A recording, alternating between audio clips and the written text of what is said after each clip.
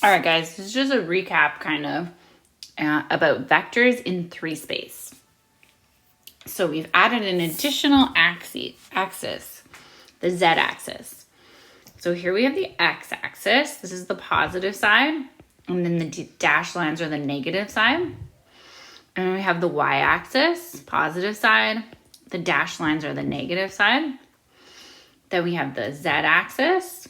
And then down here, the negative z-axis. So this is still the origin in the middle, 0, 0, 0. So if we had to sketch out a vector, here's how you can do it in 3 space.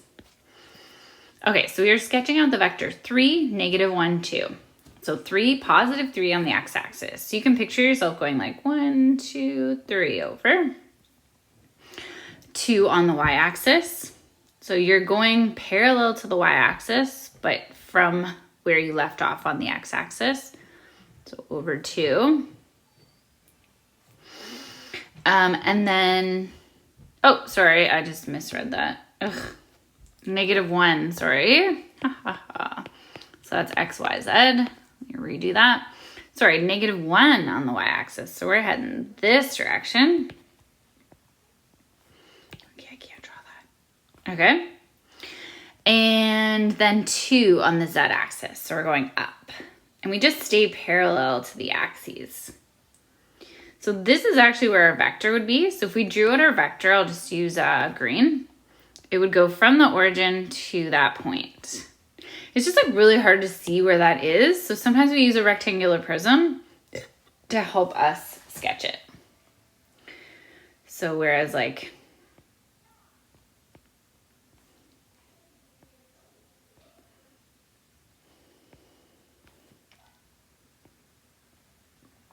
a rectangular prism, I guess, would look like that.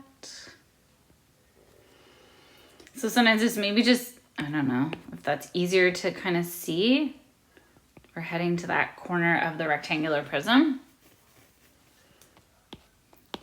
It's a little tricky to sketch. But yeah, sometimes we just use rectangular prisms to help us get a visual of where the vector would occur in 3 space. Not perfect, but you know. And then you can still, remember we talked about unit vectors, I, j, k? So you could write this as a unit vector. So it would be like 3 I hat minus j hat plus 2 k hat. So that would be how you could write it as a unit vector. Let's try another one. So this one's v, vector v is negative 2, 0, 1. So negative 2 on the x-axis, so it would be this way. 0 on the y-axis, so we're not going anywhere. And then up 1 on the z-axis. So you can see we're actually right on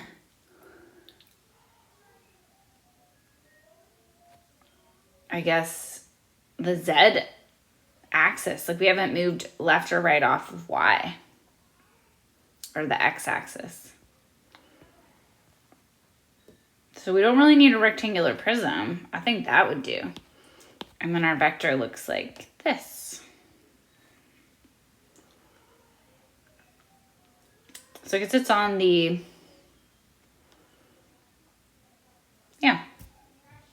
Okay, and if we had to write this in terms of a unit vector, it could be negative 2 I hat plus, there's no j hat, so just k hat. Cool.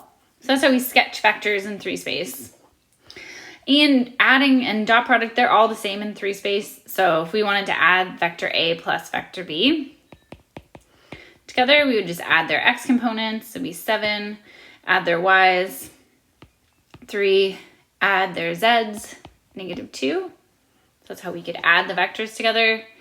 And if we wanted to do dot product with the Cartesian vectors there, A dot B, we would do it the same way. So like 3 times 4 plus 4 times negative 1 plus negative 2 times 0. So we would get 12 minus 4 plus 0. So 8.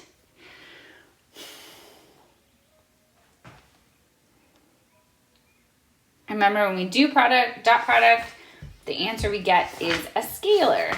not a vector. So we end up with just a final answer. Okay, that's the end.